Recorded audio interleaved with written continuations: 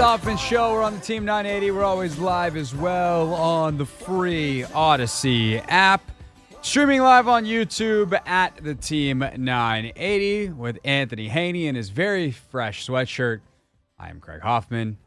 My show, he produces it. If you're new, welcome. If you're here every day, welcome back and hope you had a great weekend. And Anthony, I'm going to jump right in today because we only got a 2-hour show. We're off at 6 o'clock tonight, so we don't have time to waste. And I've been deep in thought, and this is where I get us in trouble. So you ready? You ready to buckle in fast on a Monday? Yeah. It's like you know when you go to a amusement park, and specifically I'm thinking of the Rock and Roller Coaster at Disney. Mm-hmm. And it's like, we go 0 to 60 in point whatever seconds. I have a funny story about that, but I promised I'd get right in, and now I'm getting distracted. So, point is, we're going 0 to 60 real fast today.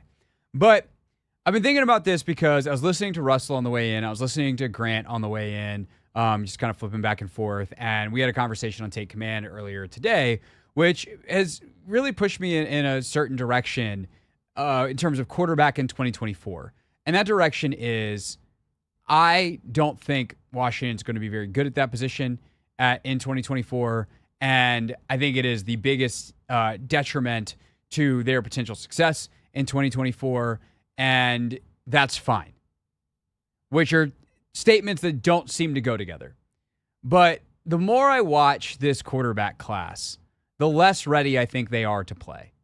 And I think you're going to be stuck as a franchise making a decision of, like, do we want to take a risk of playing this guy right now, or do you just want to take the heat for not playing our number 2 overall pick and starting Marcus Mariota and knowing that this era that everyone's so excited about is going to get off to a pretty mediocre start, and realize that it doesn't matter and that all that matters is long-term success, which has been the stated goal from Josh Harris from Go and from Adam Peters from Go, is long-term sustainable winning. Because I think if you play Drake May or Jaden Daniels early, you're not going to get the best out of them in the long term. I think if you play Drake May early, it's going to be really ugly. And I think if you play Jaden early, it'll be better than Drake early, but not good for his long-term development.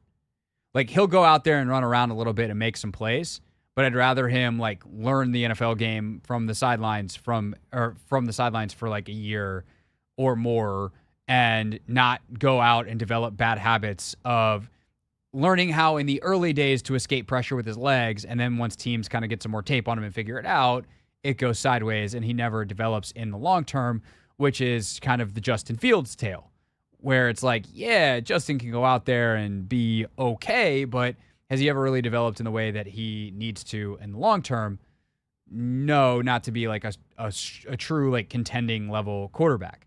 And there are rare exceptions to where it can work out. Like Josh Allen played, but generally speaking, you sit for a little while or you're good from day one. And this is really the thing that I think triggered this conversation in my head earlier. Because Austin Eckler earlier today talked about, as he met with the media for the first time as a commander, he talked about, well, I think this could be like a Houston situation. I think we can come in with a new regime and we could be really good. And I hope that Austin Eckler thinks that. Here's the problem with Austin Eckler's plan. And I don't mean to be negative. I don't mean to be sourpuss. I am definitely not. I think if people have listened to me long enough, like, I am not a pessimist. I'm actually very fond of the phrase, there is no bonus points for pessimism. But I am a realist. The reason Houston worked out last year and the way Houston worked out is because C.J. Stroud had the best rookie season, arguably in the history of the NFL for a quarterback.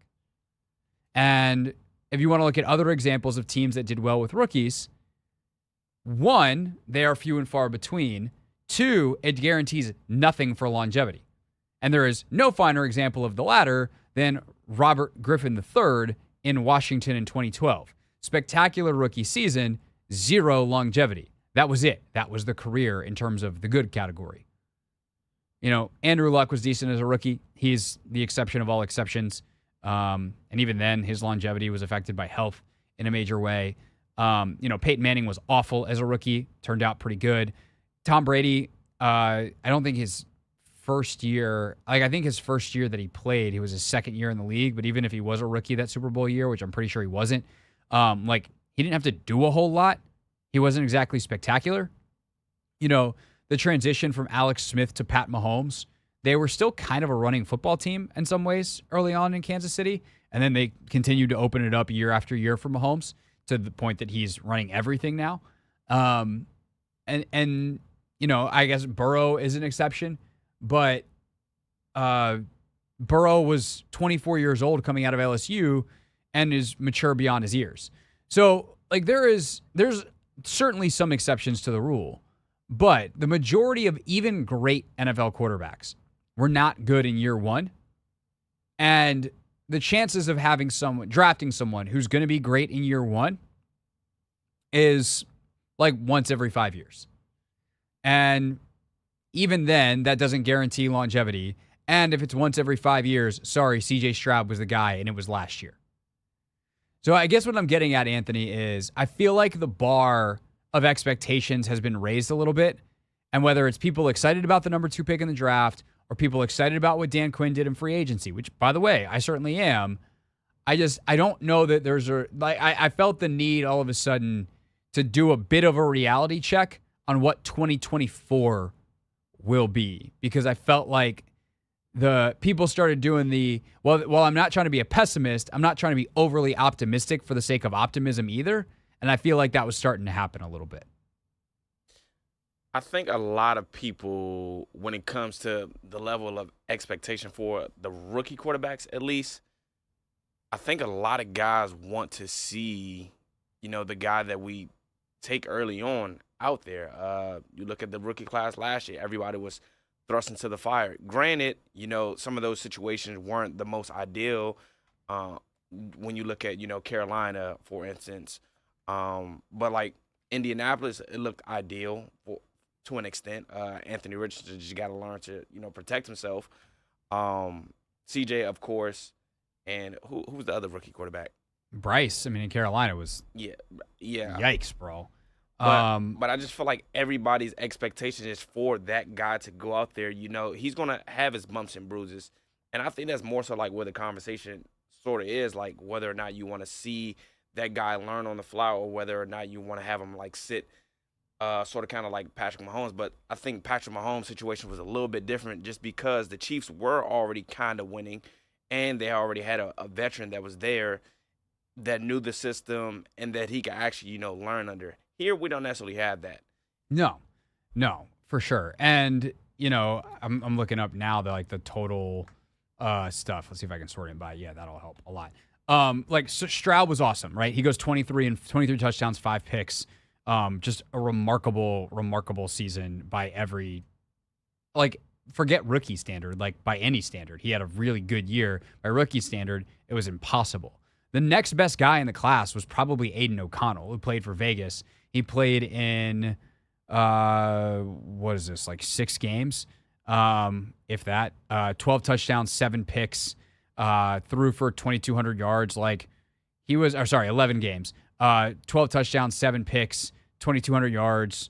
Like, Aiden O'Connell was okay, but Aiden O'Connell is also 25 years old. Stroud is 21. Bryce Young, 11 touchdowns, 10 picks, terrible year, only threw for 2,800 yards in 16 games. And then Will Levis, 1,800 yards in 9 games, 8 touchdowns, 4 picks, wildly inconsistent. You know, as you said, Richardson. But, like, to me, if you're going to play a guy, like, Richardson's the plan, right? Like, Richardson's package wasn't exactly big. They were going to try to use his legs and, like, surround him with JT, and they gave him get a good offensive line and a bunch of great receivers, or not great receivers, but, like, solid pros as receivers around him. Like, if you want to do that, fine. But Anthony Richardson is also a one-of-one athlete. He's literally the best athlete to ever come out and play in the quarterback position based off, like, raw athletic score type of stuff.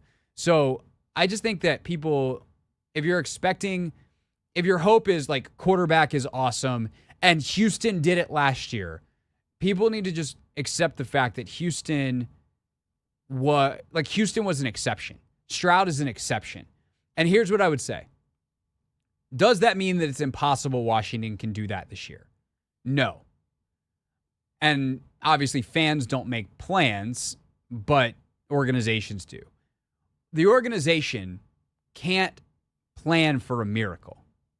You have to plan as if you're inheriting a Jordan Love type of talent, a Pat Mahomes type of talent that has to be nurtured and fostered. And if you do those things properly over time, to hell with what your present is, your future is going to be incredibly bright. And if it so happens that when training camp opens, the guy you drafted is so much better than even you realized to take them with the number 2 pick, that they're ready to go and be a contributor right now, then sweet. But I think the plan, not the hope, the plan has to be whoever we take is going to be sitting because in 2024, they're not going to be ready to play high-level NFL football. 301-230-0980 is the phone number. What do you think about the plan for QB1 in 2024? This isn't the long-term plan. This is the short-term plan. 301-230-0980. We take your calls next on The Hoffman Show.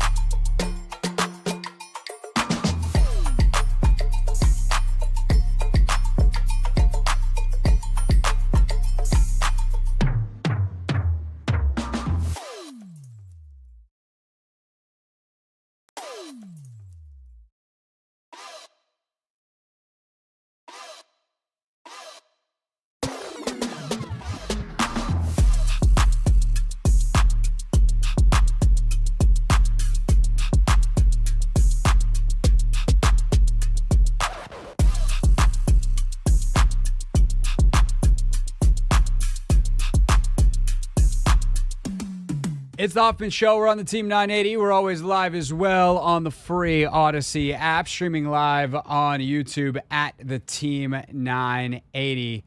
As well, our on-demand highlights there after the show, as well as my page at Craig Hoffman. And then don't forget the Hoffman Show podcast has the entire show on demand for you. Also, Anthony breaks up the segments. He works very, very hard on that.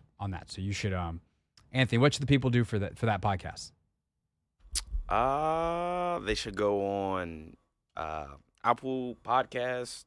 That works. What else? Spotify, the Odyssey app, YouTube, Stitcher, everything. And you should listen to it. That's really the answer I was looking for. They should download and listen to it. Yes. Yeah. Thanks. Do that. 301-230-0980 is the phone number. What do you see as the best plan for QB1 for the Commanders in 2024? We don't even know who that's going to be, but assuming that it's the second overall pick in the draft, I tend to lean towards that guy. That guy shouldn't play, and we just live with the results for 2024, knowing that it's going to pay off in 2025 and beyond. But what say you? 301-230-0980. Let's go to Tim. Tim, thanks for calling. Get us started here on the Hoffman Show. Hey, good evening. How you doing? Doing well. All right. I think it's totally ridiculous to think that you're going to draft a quarterback at number 2. Whether it be a quarterback, a lineman, runner, whatever you want to draft that high, you pencil that player in as a starter. You're not drafting nobody that high to sit them. The old saying, you don't learn nothing with a clipboard in your hand. You learn by going out there to play. I believe Peyton Manning, he led the league in interceptions his first year. That is true. But okay, you learn something, you trash that first year, and move on. Unless you have a luxury of talent, so let's just say San Francisco 49ers, and they took Trey Lance.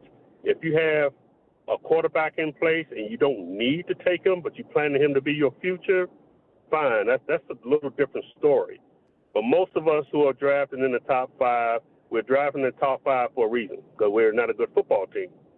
You got to play that player. You don't sit him. But Tim, why, like, if I'm telling you that the evidence suggests that often that you do actually learn a lot from a clipboard, that outside of a guy like Peyton Manning, a lot of quarterbacks who struggle early don't turn it around, that a lot of the best quarterbacks did get to sit for a while, like, would that change your opinion? Because I would tell you that's what the evidence suggests, is that actually you do learn quite a bit sitting, even if it's for a short time. I don't disagree with you about you can learn something from sitting, but the best way to learn is to play. That I think the evidence will back that up 100%. Okay, well then what's your Tim? What would be your evidence then? Non-Peyton Manning. If I take Peyton Manning away from you, what would be your evidence that learning on the job is the best way to develop? When I offer you Patrick Mahomes, Aaron Rodgers, Jordan Love, etc., of guys who have sat and been successful in the league. What you just said right there was totally different. Let's say Patrick Mahomes, Alex Smith, sure, Aaron Rodgers, Brett Favre. I can go on with everyone you just named. There is a bona fide starter, you could say a Pro Bowler or a Hall of Fame quarterback in place, and you got that quarterback who said, hey, this is going to be our future. That is totally different than when we don't have a quarterback. We're trying to build for the future. If you drafting someone that high, you have to play them. All right, Tim. Just to sit them so you can say, well, odds are you're throwing them to the wolves and it's going to be a horrible year. A bad year is not necessarily a bad thing. Well, hey, get out there and learn. Yeah, I don't necessarily disagree with that. Tim, thanks for the call.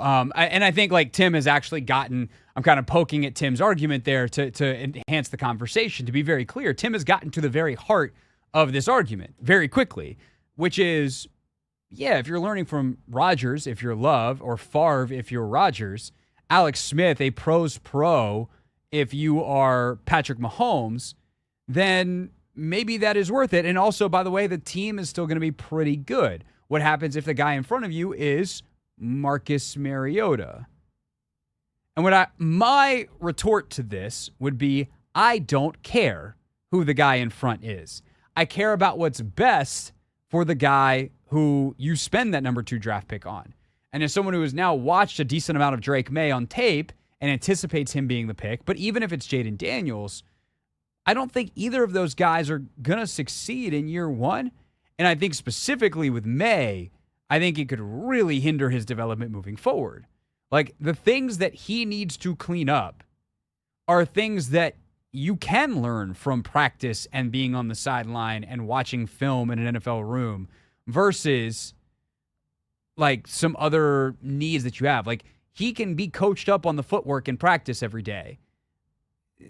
If he's out there playing, he's just going to try to survive. And I think you do get a risk of long-term development hindrance because he develops a lot of bad habits. And that's also why I'm concerned about Jaden Daniels. If he were to be the guy, it's not just he's thin and there's an injury risk. Like, yeah, it'd be nice to let him slowly put on another 10 pounds over the next year.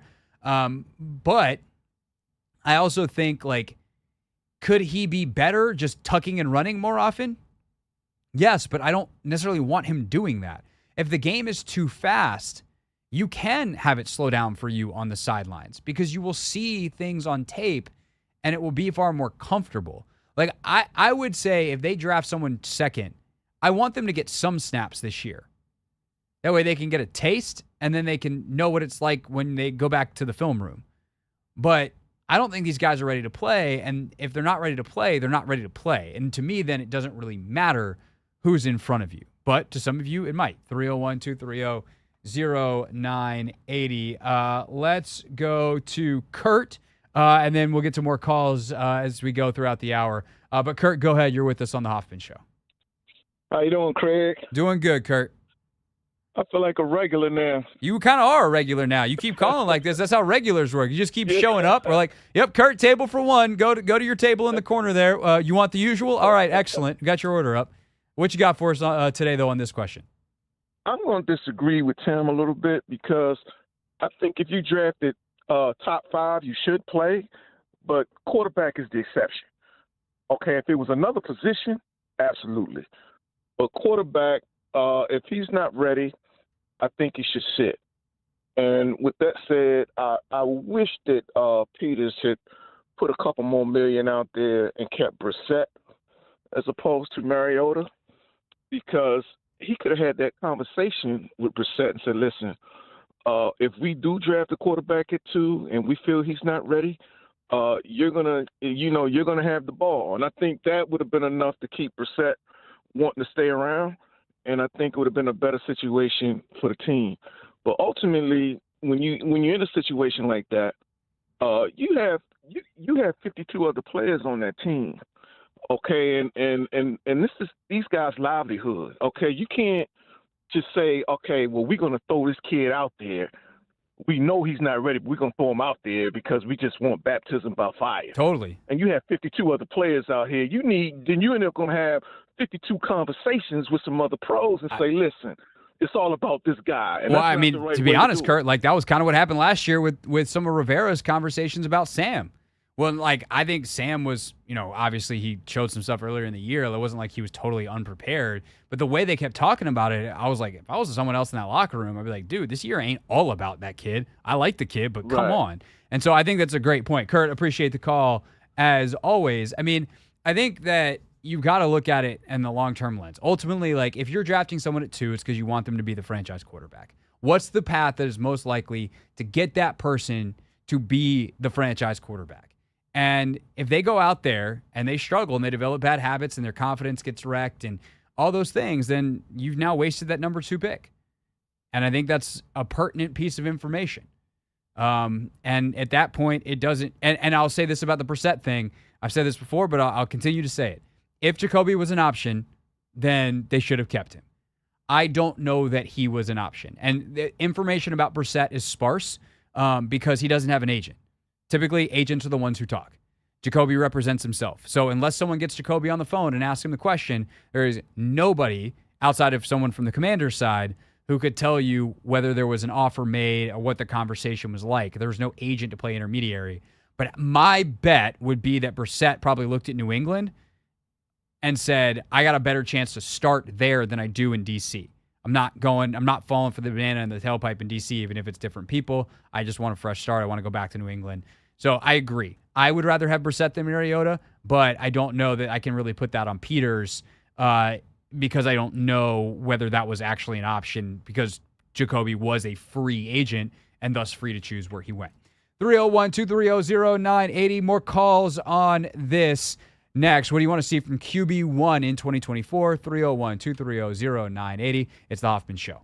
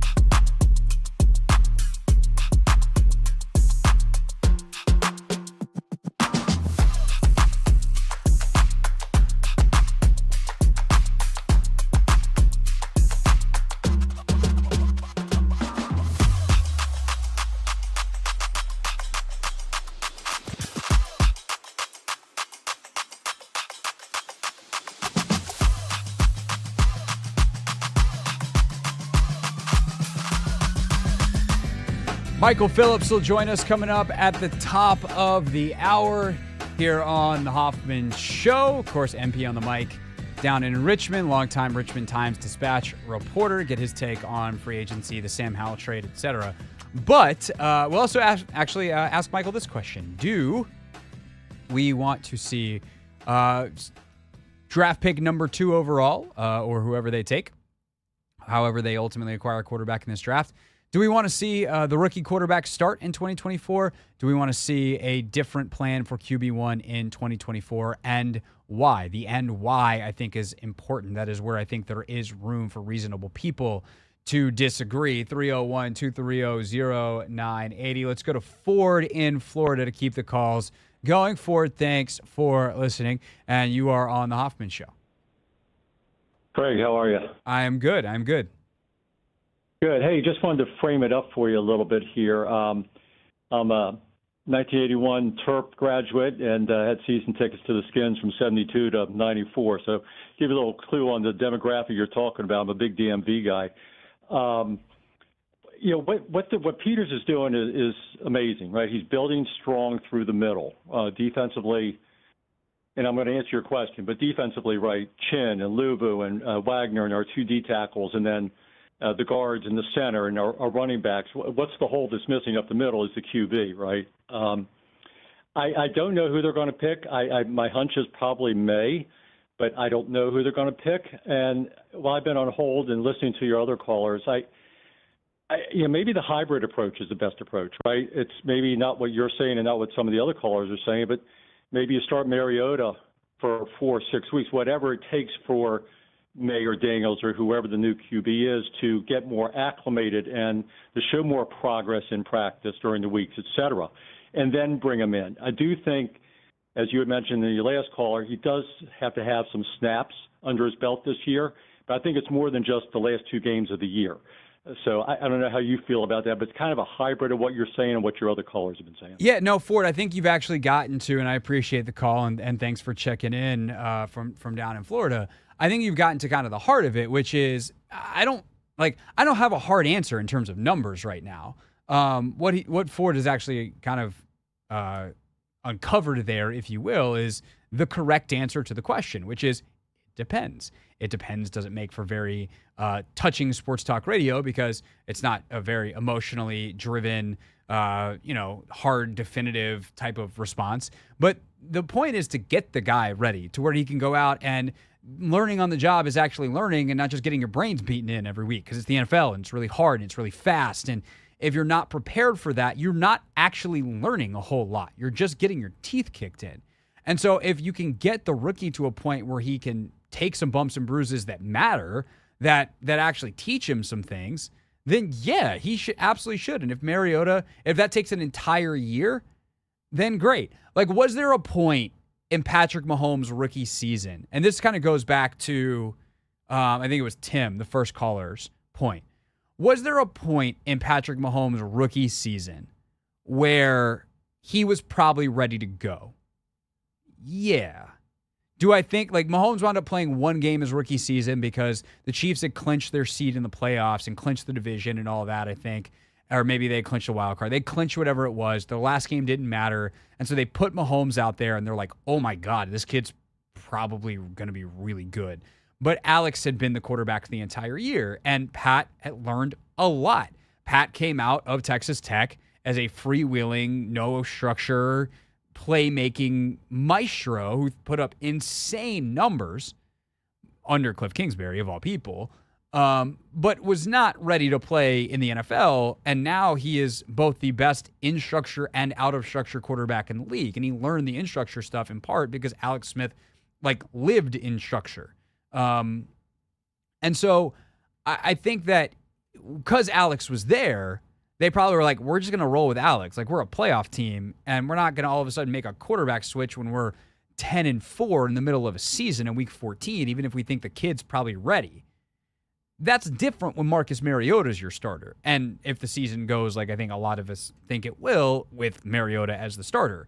If 8 weeks into the season, the kid is ready to go, whoever the kid is, Daniels or May or McCarthy or Penix or Nix, or however they do go about this, then you should switch to the kid. It's not about being a hard number. It's about facing the reality that I don't think whoever they take is going to be ready to play NFL football in 2024 week 1. And what do we do with that piece of information? 301-230-0980. Let's go to Rob in Frederick. Rob, thanks for calling. Thanks for holding. You're on the Hoffman Show. Hey, I was going to say, we took Jason Campbell in the first round, and it wasn't even a second pick, but we gave up 2. They sat him for almost the entire year, and that didn't work out.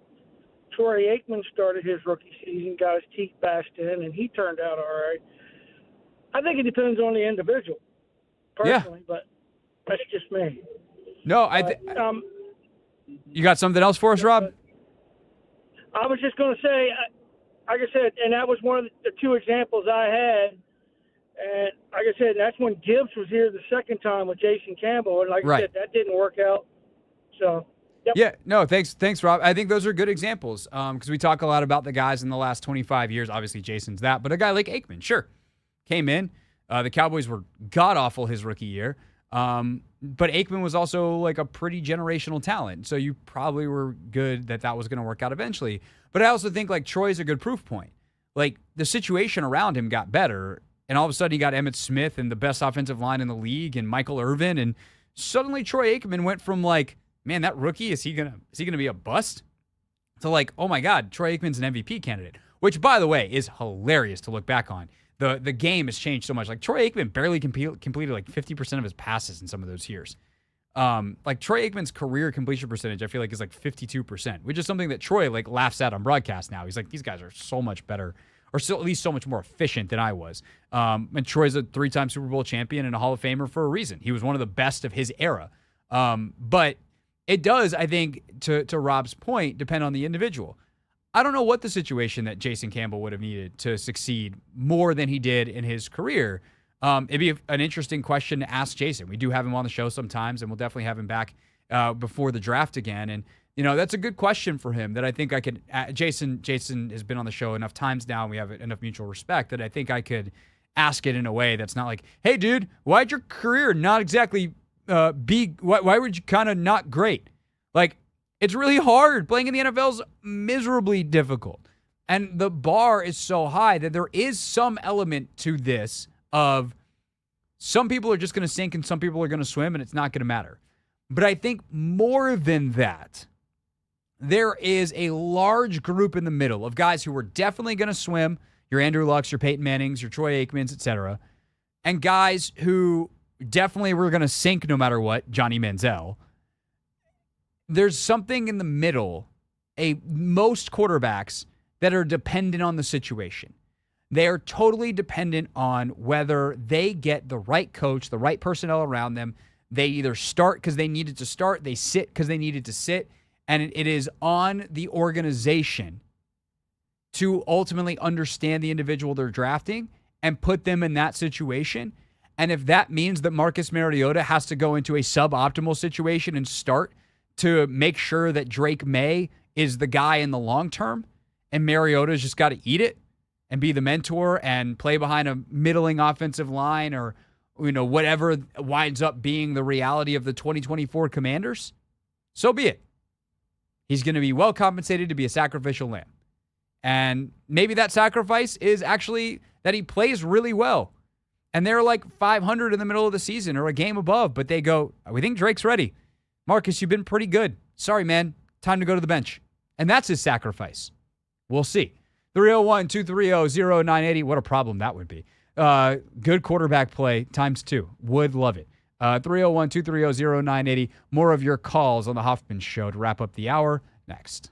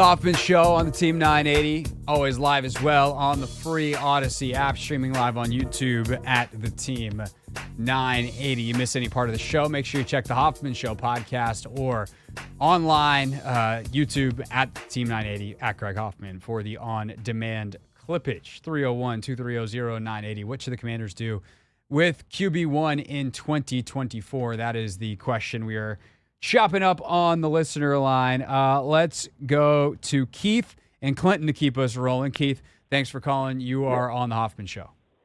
Hey, how you doing? Good to hear your voice. I think it's going to be a few things.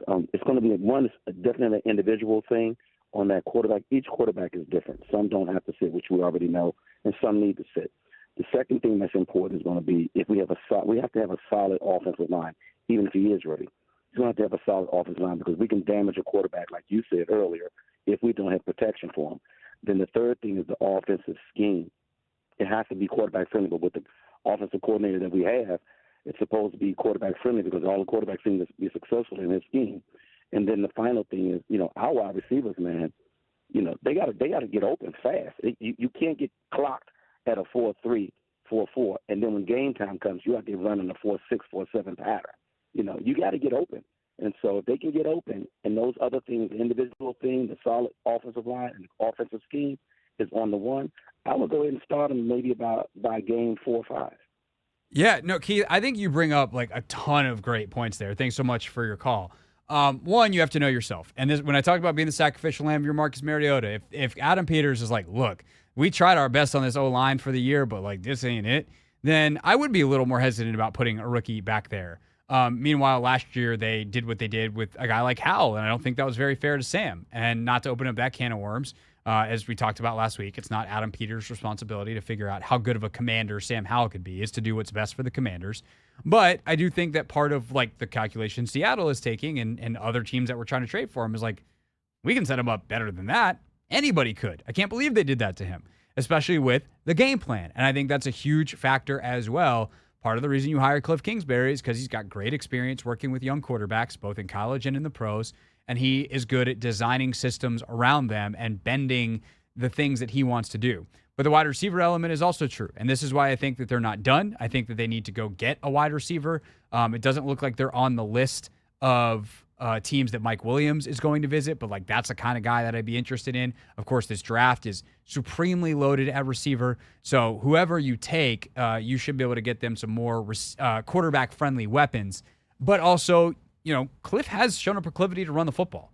There was a year or two in Arizona where they were top half of the league in rushing attempts, and James Conner had some really good years. So I think that is going to be a huge part of their offense. Whether it's Marcus, like if you want to win with Marcus Mariota, run the football. You want to win with a rookie quarterback, run the football. And they can definitely do that, set up play action off of it, et cetera, in 2024. That was a great call from Keith with a lot of great points. 301-230-0980. Let's go to Tom. Tom, thanks for calling. You are on the Hoffman Show. Craig. Tom. I need to be talked off the ledge I'm on. I'm Okay. an old guy, and I'm having bad memories of Ryan Leaf and Todd Marinovich, and I'm scared Drake May is in that mold. I mean, I don't think I would start a rookie with the line that the Commanders have right now because they haven't put any money much in the line for years. So, Well, they have invested in it, though. Cosby was a second-round pick who's a very, very good player. Cosby's one of the best, probably 5 to 8 right guards in the league. Allegretti, we'll see. He's a gritty competitor. I think Biotish is a top 15 center. Like they just obviously got him. They've shored up the interior, I think, in a major way. They literally don't have a left tackle right now. And the right tackle, Wiley, I think you have to put him in positions to succeed. But I do think the line is already with Allegretti and Biotish better than it was last year. Not to mention, like if you don't stress them as a play caller in the way that Bieniemy did, it's a lot easier to be better than they were last year. Because even last year they weren't as bad as people thought. They were just compromised and put in bad positions where like halfway decent percentages turned into extremely high number of sacks because of opportunities. Yeah, well, better than last year's still a fairly low That's bar. But that's also true. I'll accept that. Okay, well, as long as we've gotten you off the ledge. And by the way, shout out to you, Tom, for the Marinovich and Leaf. I bet you're probably surprised that I know who Marinovich is. See, I've been out of college a very long time. But it's just, At this point, so have I, and I wasn't touching Leaf or Marinovich, so we don't have to go there. Tom, thanks for the call. I appreciate it. I do think there was a great 30 for 30 on Marinovich. And I will say this, I'm actually kind of glad that those guys came up in a weird way because it allows me to talk about this with the scouting element of this. It's on you as the scout to understand who the guy is. If the Chargers had done any homework on Ryan Leaf, I don't know that he goes second in the draft, and they certainly would have set things up differently. Like, the Chargers knew they were in trouble with Ryan Leaf when Ryan Leaf stopped on his way to San Diego from the draft in New York in Las Vegas. And they were like, oh, God, we are in trouble. And Marinovich, I think, had all kinds of stuff. Like, his dad, I think, was involved, and there was just, like, steroid stuff, I think, if I'm remembering correctly. Those are all factors in the story. So yeah, there's a lot of stuff, but it's like, it's on you to understand who the guy is. It's on you to understand the person and what is going to help them succeed and what support they need. Because especially in Drake May's case, this is a young man. Drake May is 21 years old. And not that Jaden Daniels at 23 is like, don't got to worry about it with him, because we all know the pristine geniuses that all 23-year-olds are. But like, Drake is a child. And so you have to do the same kind of things that Houston did last year, is like understand, what did CJ need as a 21-year-old?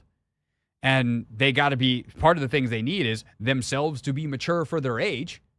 CJ Stroud has got a great head on his shoulders. And I think that's part of the reason Houston liked him. So you got to understand who Drake May is as a person. And I think Drake May is a guy who loves football. And that's a huge first step compared to, Ryan Leaf, for instance. It's not good enough, but Ryan Leaf didn't love football. Drake May, I think, loves football. So I do think, I get it. I think there's a lot to talk about there. Anthony, we're going to do an on-air planning conversation because we still got a bunch of calls on hold, and I like this topic. And Michael Phillips was scheduled next, but I'm going to be honest with you, with the audience right now. I taped with Phillips earlier today. He had to take his kid to the dentist at 5 o'clock. So I was like, let's just tape earlier. So we can play our interview with Michael next, or we can keep taking calls. I kind of think with the amount of calls we still got going right now, we're just rolling on this. Yeah. I think we just take some more calls. I think we do one more. So we got at least one more segment of calls, and then eventually we got Michael Phillips. So we got like 2 or 3 lines open. We got King Scorch, we got Robert, we got Michael, we got someone else who Anthony's screening the call from right now. And we'll try to get through as many of these calls as possible next. 301-230-0980. It's the Hoffman Show on the Team 980 and always live on the free Odyssey app.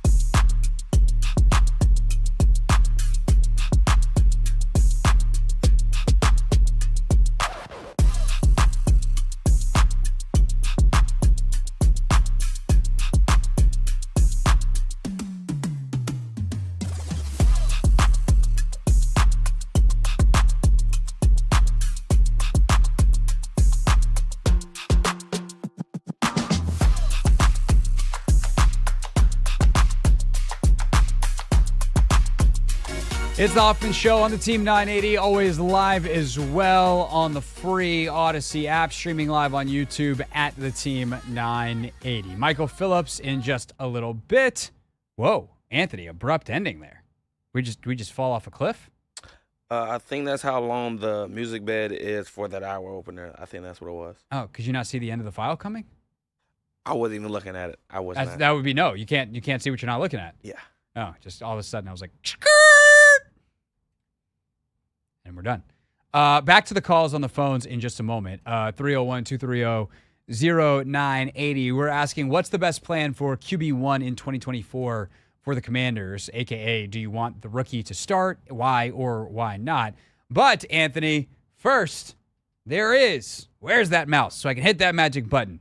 First, there is. Breaking news. Oh, snap. News is broken. Breaking news. Chase Young has a new home.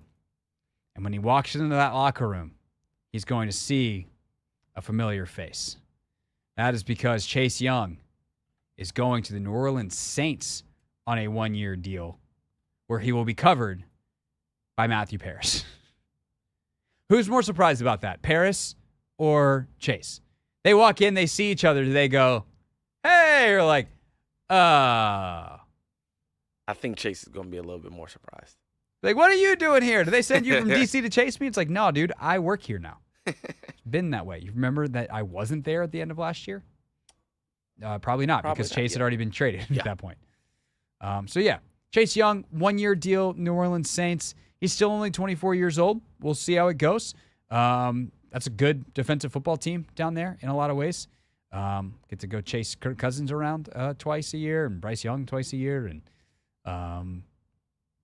New Orleans is a good organization in a lot of ways. So, I mean, wish Chase the best. But that's the deal. One and out, or not even one and out in San Francisco. Gets the one-year deal in New Orleans. He goes and has a monster year. Like, he's going to be on the market again next year, and he will get paid multi-year.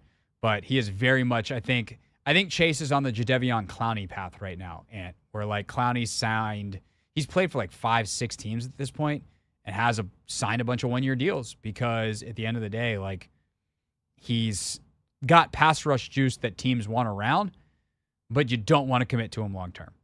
And at 24, that's a rough place to be in, because Clowney was at least in Houston for a long time.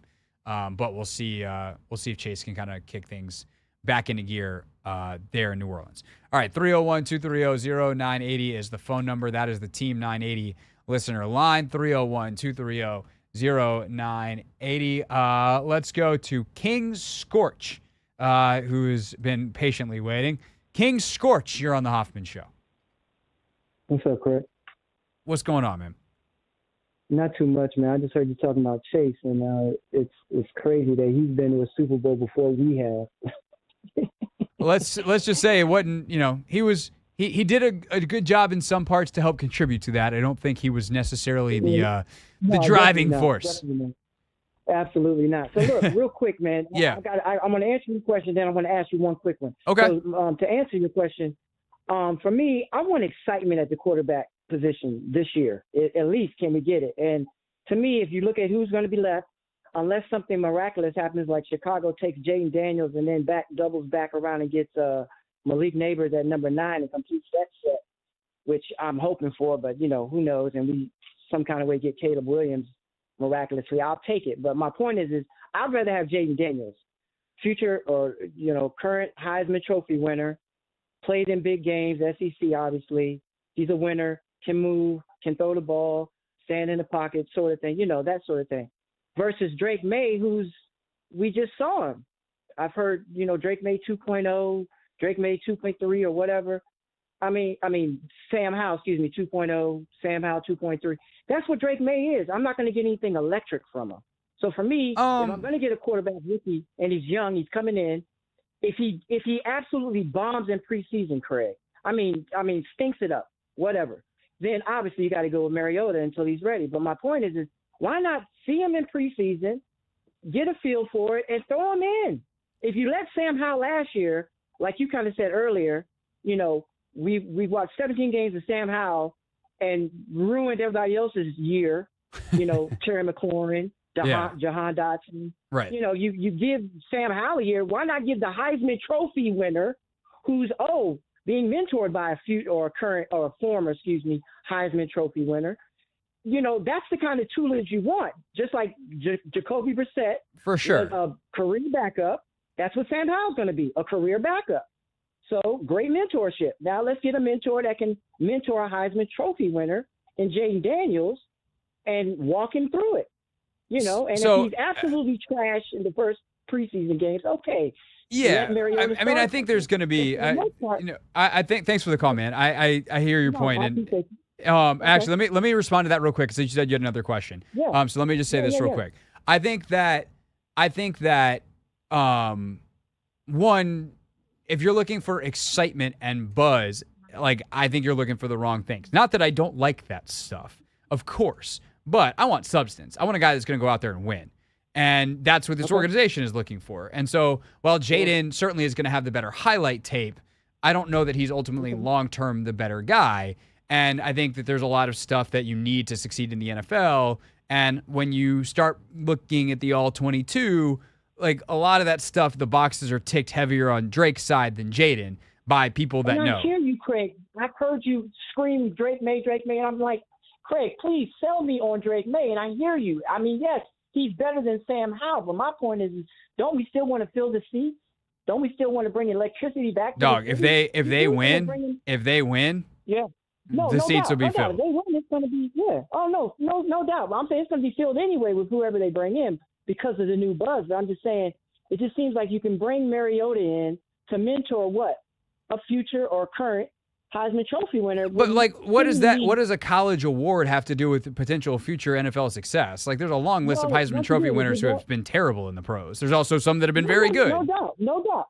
But what I'm saying is if you're bringing Mariota in to quote unquote mentor, then why not let him mentor someone who's been in his shoes?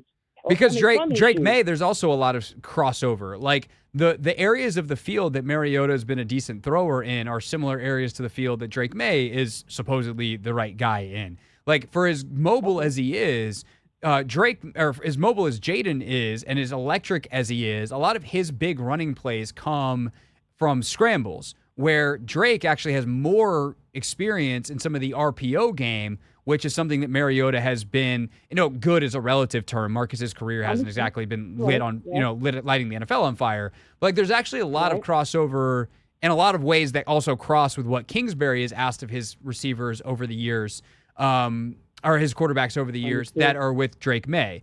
And so I do, Drake scares the bejesus out of me. And so, it is totally something where I think that he is... Like, there's enough smart people that I really trust that watch more film than me and do this year round that like Drake May, that I'm just kind of throwing my hands up and being like, I get it enough to endorse that if he's the pick, I understand it. I watch tape of that dude, and he scares the bejesus out of me because his feet are all over the place. And the question becomes, is that going to be who he is in the pros, where he is the Sam Howell 2.0, but also Pat Mahomes' feet were a mess when he came out, and so were Aaron Rodgers' feet when he came out, and those guys figured it out, and now they're Pat Mahomes and Aaron Rodgers. Real quick, though, with those two guys that you just named, though, had phenomenal arms versus Drake May's arm is okay, and Sam Howell. I would say, well, no, Sam's got a really good arm, and Drake's got a really, really good arm. Like, some people will draw comparisons to Herbert. I don't think it's that good, but like Drake's got, but like whose is, right? Like, Herbert's got a freaking howitzer. No doubt. But like Drake May's got plus, if not plus NFL arm strength. Like, he can really real quick, throw. Let me get this question. All right, last thing real quick. Hit me on it. Real quick. Justin Fields was just taken or given for a 6th-round pick, I think, something like that, weird. And you mean to tell me that, and you were just talking about experience, right? With Mariota, he's got experience. Why not start in the first 4 games? You mean to tell me we couldn't have given up? I was willing to give up a 3rd round for Justin Fields, but you're saying. But then you have to pay him. Given up a 6th round. Say it again. Then you have to pay him. No, I know, but you didn't have to pay him this year, though, right, Craig? But what's the point of acquiring him if you're not going to pay him?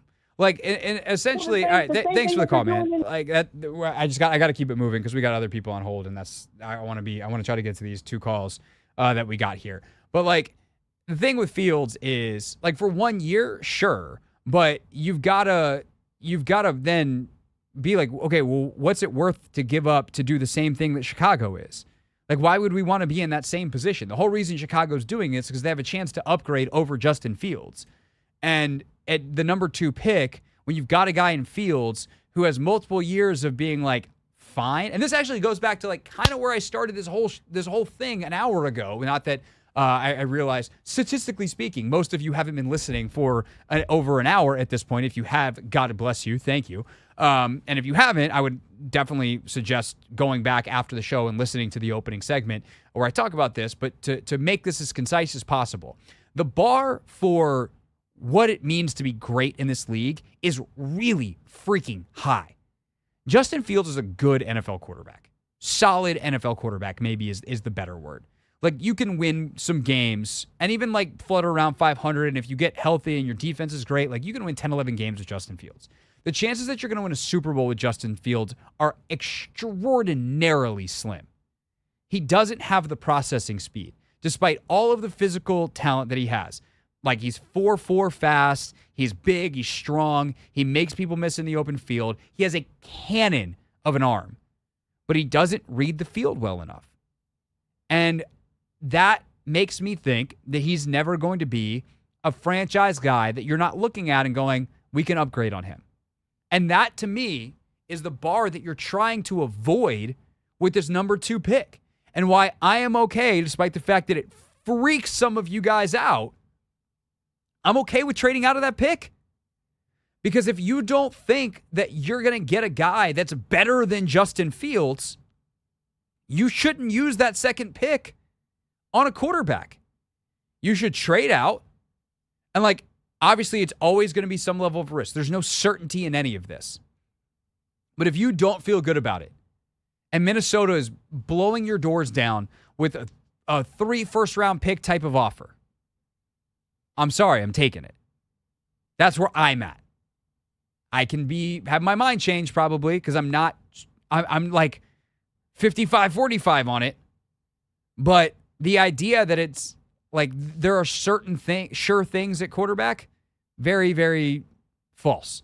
And the idea that like it's easy to find a guy is also false. Like, the bar is like, if you don't have Mahomes, you don't win in the last couple of years. So what are the other paths? Because the chances that you're going to get a Mahomes, I think it's much easier. Here's where I'll wrap this, and then I'll take more calls, and we'll play Phillips at 5:30. So if you're on hold, I'm sorry that you've been holding for so long, but I will absolutely take your call next, I promise. And we have a couple of lines open if you guys want to get in. But I would much rather try to repeat what San Francisco has done to get to the Super Bowl than count on the fact that I'm going to get the next Mahomes. Because it is damn near impossible to get that guy. That's kind of where I'm at. 301-230-0980. And what does that mean for our question of the day? What does it mean for QB1 in 2024? 301-230-0980. Take these last couple of calls next, then Michael Phillips at 5:30.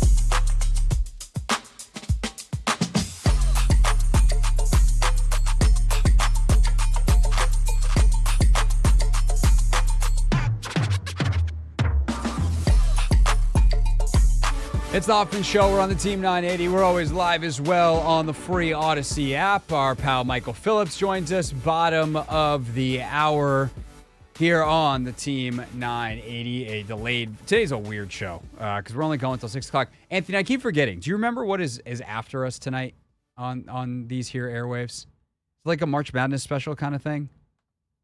I don't specifically know, but I will pull it up. I'll check right now. I should know this, and this is bad hosting.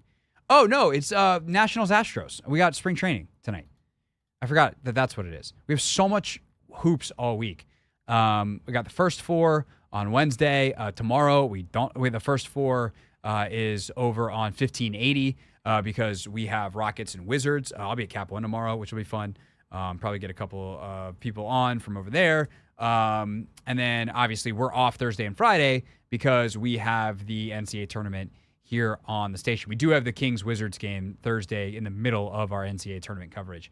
But yeah, that's where we're at this week. But tonight, Nationals and Astros spring training baseball coming up at 6 p.m.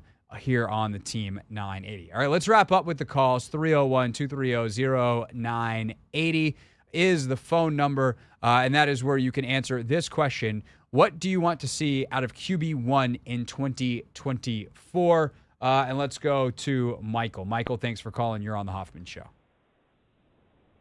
Thank you so much, man. I listen to the show all the time, but I'm a first-time caller. Oh, welcome to the show, Michael. Appreciate that. Thank you. Yes, sir. So, first thing, let's just take Patrick Mahomes out the picture. How he came about being with the perfect coach, Hall of Fame coach, and everything. You know, he's just something that is probably not going to come around for another 10 years, if that, you know, because he's in the GOAT conversation already. For sure. When it comes, you know, so I think you're right about building the way San Francisco built, right? You got to build around and get him all the pieces that he needs, right? And I think we're doing a good job of that so far. I think we need to add, you know, some more weapons and stuff, but you build the team around him, right? And he's got to play. He's got to play. We got to have faith that Dan Quinn is going to put a comfortable line in front of him. He's, you know, they're not stupid. They're going to put a good line in front of him. They're going to give him weapons. And one of the main things that Dan Quinn said that impressed me when he became the coach is that he said he looks at players' strengths rather than their weaknesses. So the person they draft, they're not going to be stupid and come in here and use and play this rookie quarterback and have him doing things that he doesn't do well. But they're going to make sure of that, and we shouldn't ask that much of him. We shouldn't drop a lot on his plate, and if we get people schemed open, which Cliff Kingsbury is supposed to do, we scheme them open, and you know we bring them along slow, and you know we don't give them the full playbook. But I think that can work. You know, a great defense, Dan Quinn has proven that he can coach a top 10 defense. You know, and you know, playing defense and stopping and running the ball, like you said earlier too, because I heard you say that earlier while I was waiting, running the ball, those things can work. It's all about the right fit. You know, certain people in the draft, if they would have went different places, they may have panned out. They didn't go to the right system or have the right coach to bring the best out of them. So right now, I feel like here in D.C., this is funny, I feel like we the woman that's been cheated on so much that when we get a good man, we still wondering. We got to have faith, man, that we got the right people in place and that they're going to make the right decisions. Up until this point, you know, they've done nothing but proving us everybody wrong who think they're not. They made smart decisions. They've also, you know, got young people. They got them for good prices. You know, so I think they're doing the right thing, and I think we got to play them, man. It don't get no worse than what we was last year. I'm 45 years old. That was the worst I ever seen my team. That was horrible, man. It don't get no worse. It was bad. I've been here since 2015, Michael, and that was the most painful season that I've covered. Appreciate the call, man. Call back anytime, and thanks for being a long-time listener. Appreciate you. All right, thank you. All right, that is Michael. This has got a couple more in a second. But, yeah, I mean, I think that's like, you know, whatever analogy you want to use, scorn lover, you know, like I always think of when I was a kid, and our family dog. And this actually happened after I moved out of the house, but like the dog that we got when I was a kid, when my parents moved into their new house, Casper, because he was a little white dog. So like Casper, and we got him on Halloween. So Casper, he missed a step once coming up the back stairs into my parents' house, and like hit his little head, and obviously that didn't feel very good. Let out a little wail. He was fine, but he like had a fear of that step for the rest of his life. He like would bark and be like, "Dad, come get me. I can't go up this step. That's the one that hurt me." And then you'd literally either scooch his little butt up the steps, or you'd pick him up and you'd put him on the next step, and he'd run back into the house. But like, he's like, not there. And I feel like that step is the number 2 pick with quarterback in the crosshairs for the Washington Commanders, and even first-round quarterbacks, because of what has happened with the last X number of quarterbacks that have been taken here. But you got to trust that there are different people. And I think the biggest piece here is ownership. Like, obviously, Adam Peters is a better GM than they've had in God knows how long here. I think Dan Quinn understands the big picture better than any of the head coaches they've had here recently. But one thing that I think is also worth mentioning, Ant, is Josh Harris doesn't care what you think. And I don't mean you, Anthony, or me, Craig, or you, the listener, specifically. I mean all of us. Josh Harris has worked as a professional sports owner in Philadelphia, where his team wins 50 games a year every year, and the fans hate him. That dude doesn't care. He wants good, sound decision-making. And he will tell everybody, drown out the noise. I'll deal with that if I have to. You do the right thing. And I think that's really important, because the last owner was just an irrational fan, and that was like more irrational than anybody that has ever called this station, which is a high bar. And he would walk into meetings and be like, "We're doing this." And they'd be like, So you always had that in the back of your mind. Now, he's like, "Adam, I'm going to give you one directive. Do the right thing. Do what you think is best." It's all you can ask for out of an owner. Let's go to Kevin real quick. Kevin, thanks for calling. You're on the Hoffman Show. Yeah, thanks for having me. Yeah, I think the pick should be Jaden Daniels, and I think they should start him right away. I mean, I like agency except for Mariota. I just think he's not very good. If they had gotten Jacoby Brissett or the fellow that went to Minnesota, whose name escapes me, Darnold, I feel more confident in letting the rookie quarterback sit for a while. But I don't understand Mariota, because he has not produced very well in his last. I mean, here's the thing, though. If you're going to bring up Sam Darnold, Kevin, like, respectfully, Marcus Mariota's career wipes Sam Darnold's off the map. Like, Darnold hasn't literally done anything. Mariota's had a couple of okay years, which I'm not telling you that Marcus Mariota's good.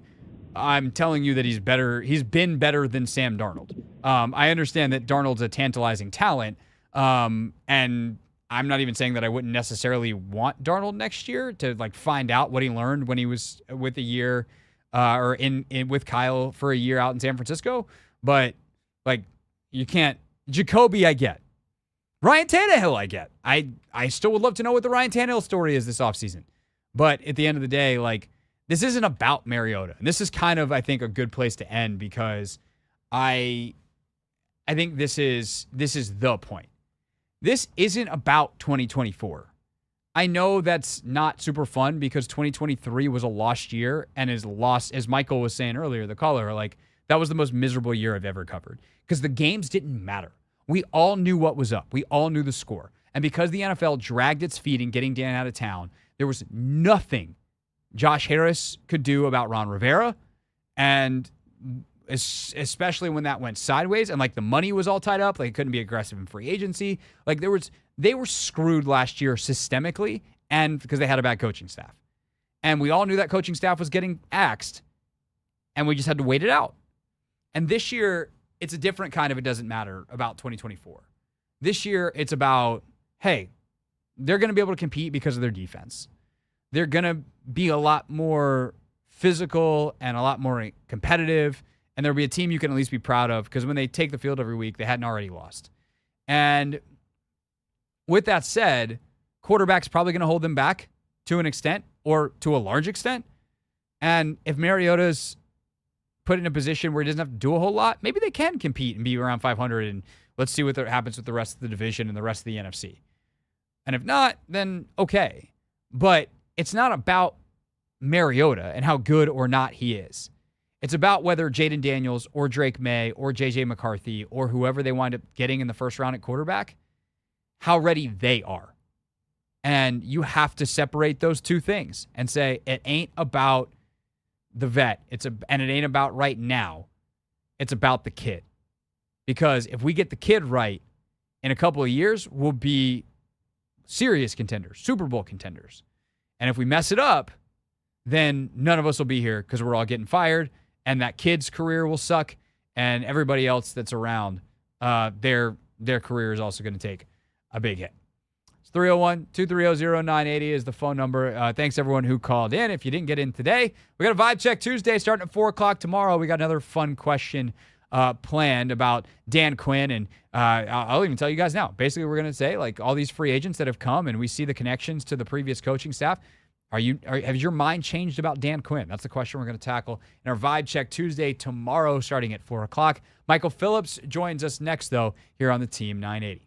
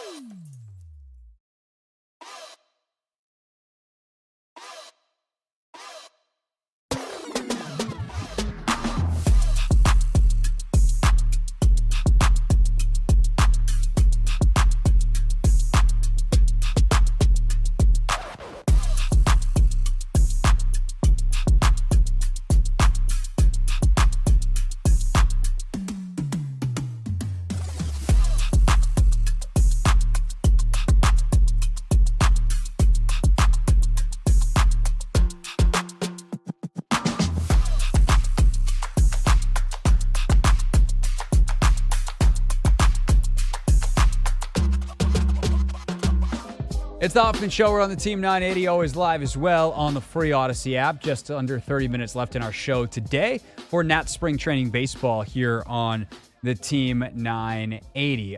Typically, we do this segment at 5 o'clock, but we had such great calls, we just bumped it back a little bit. It is time to be joined by our pal Michael Phillips on a Monday for Not My Beat.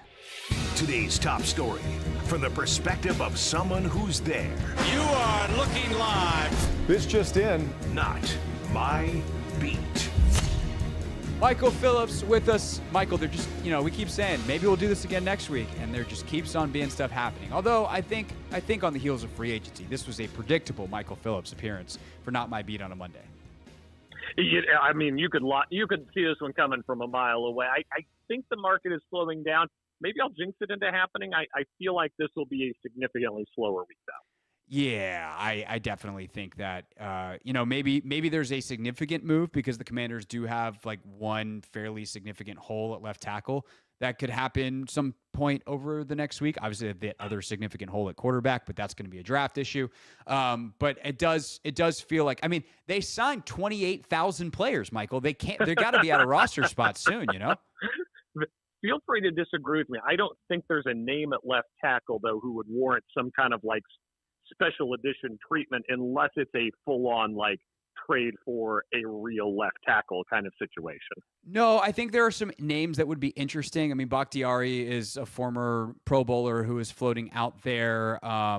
Oh God, there's a couple others, and now I'm completely blanking on all the available names. DJ Humphries from Arizona is like an interesting one, but I don't think like here's my barometer these days, and you'll appreciate this because you've been a part of one of these. I don't think there's anybody they sign at left tackle that's available right now that causes me to do an emergency live YouTube stream. Exactly. I'm going to have to sign if a left tackle is available. I have questions. Teams with good left tackles do not let those players leave the building under any circumstances outside of misdiagnosing tumors on their head. That's the only circumstance in which they let good left tackles out of the building. If anybody's available right now, there's a reason. Yes, no, that is 100% fair.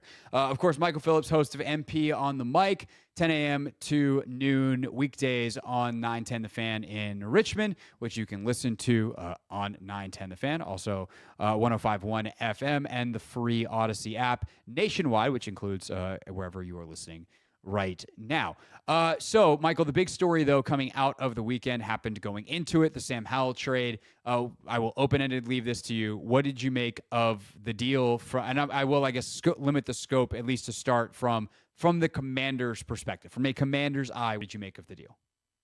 Yeah, I think that if it were me running the team, I probably would have kept him as a QB3, right? It feels like a low risk, like, it's not that they gained nothing, and I know we'll talk about it. They gained more than the Bears did, which is kind of stunning. It's a low return trade just in terms of the raw numbers on what you get, and we can also go into how you score keep on that. I'm going to score it as a fourth-round pick. Everybody's welcome to yell at me for that if they'd like. But, fourth-round pick for a guy who's a proven NFL, like, can fill the spot without embarrassing himself, or being Steven Montez and his eyes going big in the moment. Like, I don't know, that feels like about right. Like you would try to chase one of those guys. From the perspective of Adam Peters and from the context of the moves they've made, they're cleaning house. This is a full-on house cleaning. And when you do a full-on house cleaning, when you go 4-13, you're not allowed to be surprised when anybody leaves.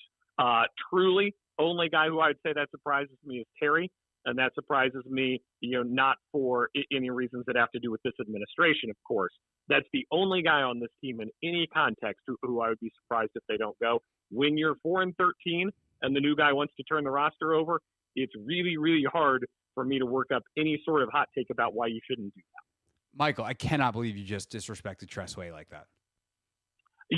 I don't do it anymore. Everybody, when you go on, when you do the radio circuit and when people ask you questions, stuff there, I say, who's a surprise cut? Who would you be surprised? Who could surprise us? And the first time I did that this offseason, I actually said Tress. I said, hey, look, like, he's a punter, and they may just want to bring in their own guy at punter. Like, nothing against Tress.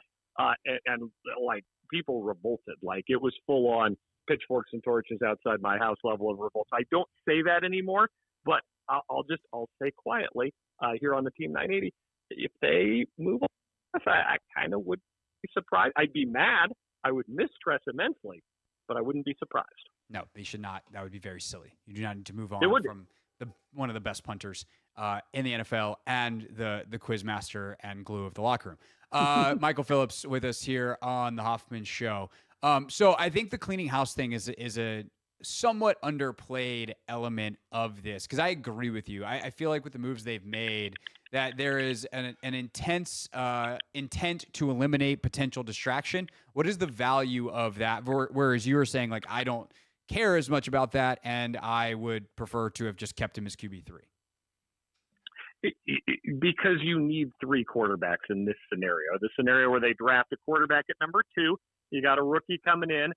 There's no guarantees he's going to give you 17 games. There's no guarantees he's going to be, injury, health, all those things. Mariota, no guarantees there either in terms of production. I think not just speaking about Washington now, just making an NFL statement. If I was a coach of an NFL team, I would want 3 legitimate option quarterbacks on my roster at all times.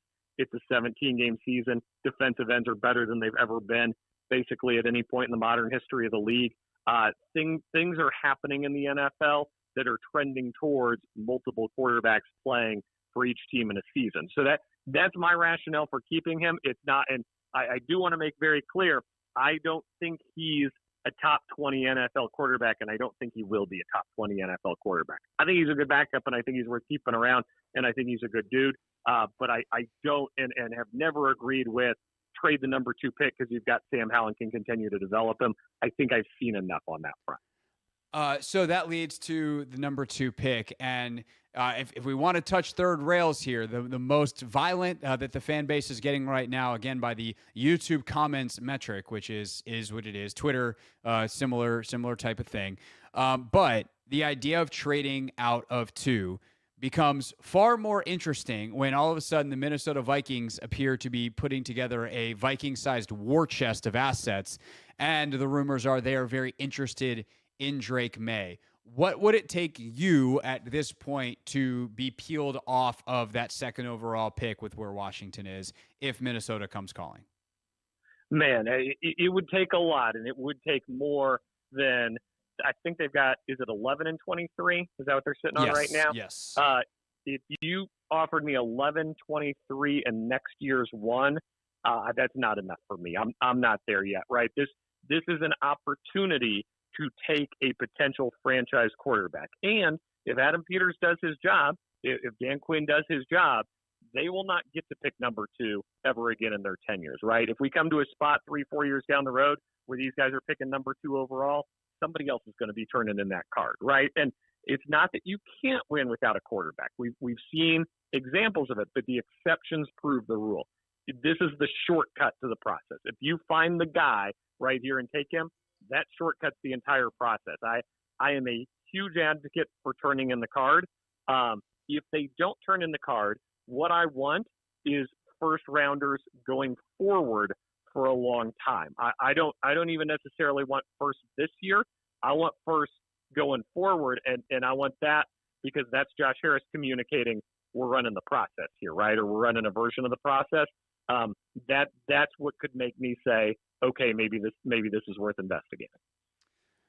Yeah, and I think it just depends on, like, again, we talked about this at length on Take Command that we recorded earlier today that will be out first thing in the morning for folks to listen to, but it also just depends on what you think of these prospects, because if you really don't think there's that much difference between McCarthy and Daniels and May, then it hurts less to trade back than trade up to 5 or whatever it is that you want to do, kind of keep an eye on things and be ready to go at any pick, because you would then have your own war chest of picks to move back up in the draft, and getting extra capital is huge. And I think the other part of it, and this is kind of why I feel good no matter what they do and have throughout this process, even though I don't necessarily, even the more I watch, love any of these guys, like it's pretty clear to see the warts.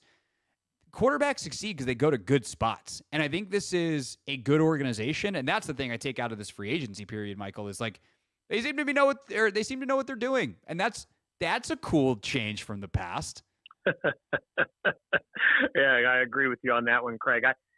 To me, part of the fun of the draft is, I guess I'd call it the espionage portion. Not that they're like actually hacking other people's computers. Sure. But also, if you know who the Patriots want, can you get, and you don't want that guy, can you get them from 3 to 2 by spooking them into thinking you're going to take that guy, right? Can you walk away with a little bit extra? What you mentioned, right? Can you figure out if you get to 4, you could still get the guy you want and then get a little something along the way? I would just add that is a dangerous, dangerous game to play. But if you execute the high wire act, it does turn out pretty well for you. No doubt. And again, you have to be okay in that strategy of missing out on all those guys. And Yes, you do. I don't know that that's going to be the case because they certainly have a quarterback need there for QB1. Last thing I'll hit with you real quick. And again, if you want more from Michael, including kind of how Cam Curl read the market, anything, you should check out his show from this morning on demand, MP on the mic. Just search it in the free Odyssey app for the podcast. But like if Marcus Mariota is the week 1 starter for this team because they take someone who's not ready, like, are you cool with that? If you're like, hey, this is the long-term plan, or are you in the camp that they need to take someone, go forward, and if Marcus Mariota is starting week 1, then they've made some kind of mistake? I want Marcus Mariota or somebody else to start week 1. I don't want whoever they take at number 2 to start week 1. This isn't Houston. This isn't a let's go and let's rally situation. There's a lot of evidence that suggests that quarterbacks who rest and learn at the start of their NFL careers do better. Now, the counterpoint on that is those quarterbacks end up in good organizations, which helps them long term. Double counterpoint, Craig. This team wants to be a good organization. I think it would be a savvy play. I think the ticket office would moan and groan about it for a long time. And I think if you're doing things that annoy the ticket office, that's awesome. That's a sign that the right people are in charge and the right decisions are being made. I'm planting my flag on this hill. There's very few. There's just very few quarterback takes I've been this hot on in this cycle. Whoever I take at number 2, he doesn't start week 1 for me. Period. Yeah, no, I agree with that. Unless all of a sudden they just show some kind of tremendous growth. Like, I can't remember ever thinking like, man, I really care about a pro day in the way I care about Drake May's pro day. All of a sudden, I'm like, I need to see what kind of growth you've had the last 3 months since you stopped playing football and started focusing on becoming a pro quarterback. Because if you've taken this seriously and you've shown massive growth already, then we can dance. If not, Minnesota, what do you want again? Like, let's get on the phone.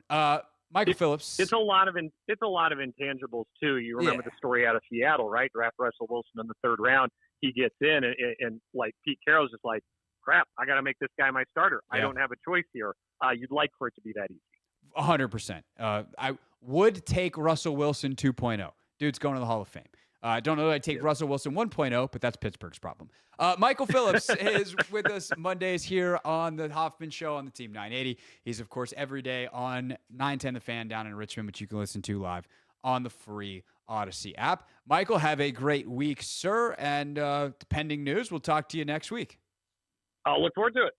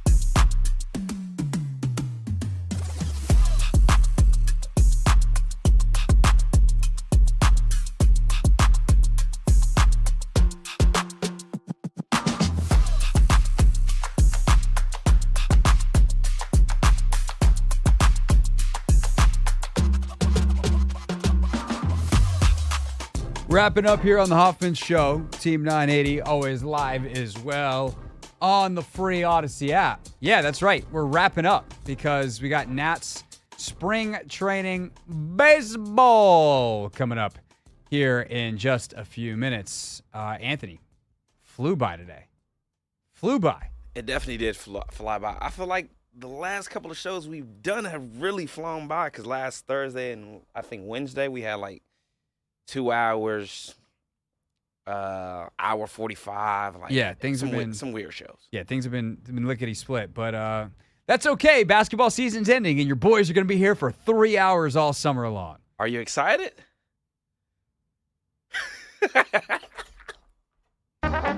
Real things. We're not going to be sucked this year. Real people. 5-11, not very good. Set into real microphones. You know, the culture is actually damn good.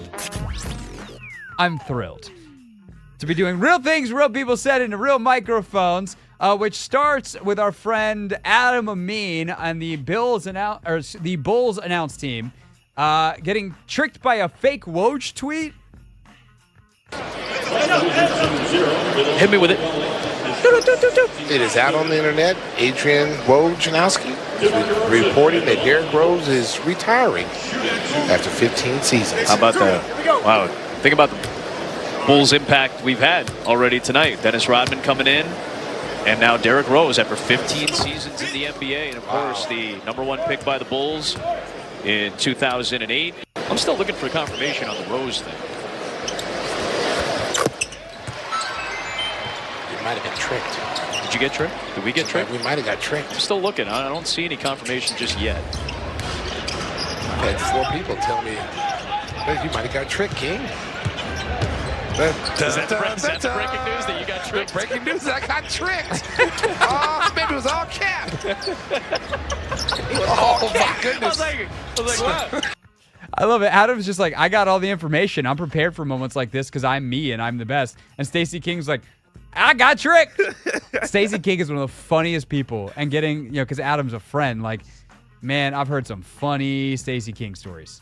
That was funny. That dude is hilarious. Perhaps the story of March Madness is going to be Long Beach State. Why? Because they've already fired their coach, except for he's still coaching, which became really awkward when they won their conference tournament, and he's going to coach at the NCAAs.